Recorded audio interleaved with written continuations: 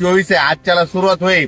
पण तिकडे मात्र 25 ते 30च्या दरम्यान सोलापूर जिल्हा, लातूर जिल्हा, सांगली जिल्हा, सातारा जिल्हा, कोल्हापूर जिल्हा जोराचा पाऊस पडणार आहे. पण ही अशी परिस्थिती आहे. आज आहे 24 जूनला, आज तुमच्या भागात सुरू झाला, लगेच 2 दिवसानं परत तुमच्याकडे येणार आहे. शेतकरी मित्रांनो सावधान, पुढील काही तास संपूर्ण महाराष्ट्रासाठी अत्यंत महत्वाचे आणि धोक्याचे ठरणार आहेत. हवामान खाते म्हणजेच IMD कडून आताच एक अत्यंत मोठा आणि गंभीर इशारा जारी करण्यात आलेला आहे. शेतकरी मित्रांनो, मान्सून राज्यात पूर्णपणे सक्रिय झाला असून पुढच्या 48 तासात राज्यात हवामानात एक मोठा उलटफेर पाहायला मिळणार आहे. शेतकरी मित्रांनो, पाऊस जरी यंदा थोडा उशिरा आला असला तरी आता त्याची तीव्रता थेट 4 ते 5 पटीने वाढणार आहे. म्हणूनच तुम्ही शेतात काम करत असाल, घरात असाल किंवा प्रवासात असाल तर हा व्हिडिओ शेवटपर्यंत नक्की बघा, कारण सावधगिरीच आपला जीव आणि नुकसान दोन्ही वाचवू शकते. शेतकरी मित्रांनो, आताच्या आलेल्या ताज्या घडीनुसार बातमीनुसार हवामान अभ्यासक पंजाबराव डक यांनी सांगितलं आहे, अरबी समुद्र आणि बंगालच्या उपसागरात झालेल्या बदलांमुळे हवेच्या दाबात मोठी उलथापालथ झाली आहे. सॅटेलाइट फोटोनुसार बघायला गेलं तर बाष्पयुक्त ढगांचा एक प्रचंड मोठा वेढा महाराष्ट्राच्या दिशेने सरकताना दिसला आहे. त्यामुळे देशाच्या आणि राज्याच्या इतिहासात पहिल्यांदाच 20 महत्वाच्या जिल्ह्यांमध्ये एकाच वेळी हाय अलर्ट जारी करण्यात आलेला आहे. बघा, आता काही भागात ढगफुटीस दृश्य पाऊस तर काही ठिकाणी ताशी 100 किलोमीटर प्रति वेगाने वाहणारे वादळी वारे आणि विजांच्या कडकडाटासह अतिवृष्टीची शक्यता वर्तवण्यात आलेली आहे. बघा, आता शेतकरी मित्रांनो, हे आहेत ते हाय अलर्ट वरील 20 जिल्हे. तुमचा जिल्हा या यादीत आहे का ते आत्ताच तपासून घ्या. यामध्ये बघायला गेलं तर कोकण आणि घाटमाता परिसर पहिल्या क्रमांकाचा जिल्हा येतो रायगड. शेतकरी मित्रांनो, गेल्या 10 वर्षातील भीषण पावसाची नोंद या ठिकाणी म्हणजेच रायगड जिल्ह्यामध्ये होणार आहे. नंबर 2 रत्नागिरी, वादळी वाऱ्यांचा प्रचंड वेग आणि विजांच्या कडकडाटासह पावसाला सुरुवात होणार आहे. शेतकरी मित्रांनो, 3ऱ्या क्रमांकाचा जिल्हा येतो सिंधुदुर्ग.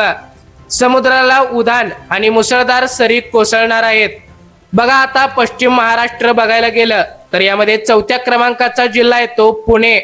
विशेषतः जुन्नर आणि घाटमाता परिसर या ठिकाणी संवेदनशील आणि काळजी घेण्यासारखा ठरणार आहे. 5व्या क्रमांकाचा जिल्हा येतो सातारा.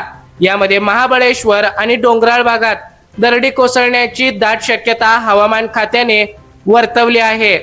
6व्या क्रमांकाचा जिल्हा येतो कोल्हापूर. पंचगंगा नदीची पातळी वाढण्याची शक्यता सुद्धा हवामान खात्याने आणि त्याचबरोबर प्रसिद्ध हवामान अभ्यासक पंजाबराव डक यांनी वर्तवली आहे. 7व्या क्रमांकाचा जिल्हा येतो सांगली. नदीकाठच्या गावांना सतर्कतेचा इशारा हवामान खात्याने आणि स्थानिक प्रशासनाने दिलेला आहे. 8व्या क्रमांकाचा जिल्हा येतो सोलापूर. मित्रांनो, सोलापूरमध्ये मुसळधार पाऊस आणि पिकांचे नुकसान टाळण्याचे आव्हान देण्यात आलेले आहे. वादळी वाऱ्याच्या फटकामुळे पिकांचे नुकसान होण्याची शक्यता वर्तवण्यात आलेली आहे. 9व्या क्रमांकाचा जिल्हा येतो नाशिक. घाटमाथ्यावर अतिवृष्टीचा अंदाज वर्तवण्यात आलेला आहे. 10व्या क्रमांकाचा जिल्हा येतो जळगाव. सकल भागात पाणी साचण्याची दाट शक्यता वर्तवण्यात आलेली आहे. 11व्या क्रमांकाचा जिल्हा येतो अहिल्यानगर. शेतकरी मित्रांनो, वादळी वाऱ्यासह पावसाचा जोर प्रचंड वेगाने अहिल्यानगर जिल्ह्याकडे येत आहे. त्याचबरोबर मराठवाडा भागात बघायला गेलं तर 12व्या क्रमांकाचा जिल्हा येतो छत्रपती संभाजीनगर. अचानक येणाऱ्या पूर परिस्थितीमुळे प्रशासनाचा कडक इशारा शेतकरी वर्गाला आणि स्थानिक नागरिकांना देण्यात आलेला आहे. 13व्या क्रमांकाचा जिल्हा येतो बीड. विजांच्या कडकडाटासह मुसळधार पाऊस पडण्याची शक्यता वर्तवण्यात आलेली आहे. 14व्या क्रमांकाचा जिल्हा येतो लातूर. ढगफुटीस दृश्य पावसाची शक्यता लातूर जिल्ह्यामध्ये आणि काही तालुक्यांमध्ये वर्तवण्यात आलेली आहे. 15व्या क्रमांकाचा जिल्हा येतो धाराशिव. शेतकरी मित्रांनो, कमी दाबाच्या पट्ट्याचा थेट फटका धाराशिव जिल्ह्याला बसताना दिसणार आहे. 16व्या क्रमांकाचा जिल्हा येतो नांदेड. नदी नाल्यांना पूर येण्याचा धोका हवामान खात्याने वर्तवला आहे. आता बघा, विदर्भ भागाकडे बघायला गेलं तर 17व्या क्रमांकाचा जिल्हा येतो बुलढाणा. वादळी वाऱ्यासह पावसाची तीव्रता. दुप्पट प्रमाणात दिसणार आहे. 18व्या क्रमांकाचा जिल्हा आहे तो अकोला. मध्यम ते जोरदार पावसाचा अंदाज हवामान खात्याने आणि त्याचबरोबर प्रसिद्ध हवामान अभ्यासक तोडकर सरांनी सुद्धा सांगितलं आहे. 19 क्रमांकाचा जिल्हा आहे तो नागपूर. विजांच्या कडकडाटासह जोरदार सरी कोसळणार आहेत. तर 20व्या क्रमांकाचा जिल्हा आहे तो चंद्रपूर. सखल भागात हाय अलर्ट जारी करण्यात आलेला आहे. शेतकरी आणि नागरिकांसाठी महत्त्वाच्या 5 सूचना हवामान खात्याच्या अंदाजानुसार देण्यात आलेल्या आहेत. लक्षात ठेवा, हा हवामान खात्याचा अंदाज असून निसर्गाचे नियम बदलू शकतात. त्यामुळे घाबरून न जाता फक्त सतर्क राहायचे आहे. आता बघा शेतकरी मित्रांनो, विजांचे उपकरणे सांभाळा.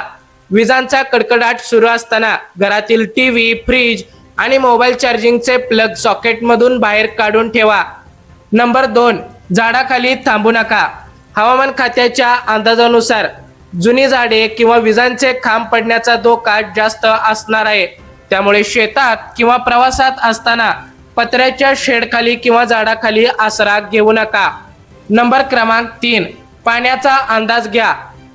नदी नाल्यांना पूर आला असल्यास पाण्याचा अंदाज आल्याशिवाय दुचाकी किंवा 4 चाकी गाडी पुढे नेण्याची घाई करू नका.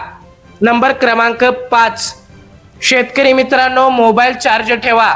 वीज खंडित होण्याची शक्यता असल्यामुळे आपले मोबाईल आणि पॉवर बँक आधी चार्ज करून ठेवा. आणि त्याचबरोबर जनावरांची काळजी घ्या. शेतातील पाळीव प्राण्यांना आणि जनावरांना सुरक्षित व उंचावर असलेल्या गोठ्यात किंवा ठिकाणी बांधा. आता शेतकरी मित्रांनो, हा अंदाज 25 ते 30 जून 2026 या काळासाठी वर्तवण्यात आलेला आहे आणि हा अंदाज अत्यंत महत्त्वाचा आहे. तुम्ही हा व्हिडिओ महाराष्ट्राच्या कोणत्या जिल्ह्यातून किंवा कोणत्या गावातून पाहत आहात?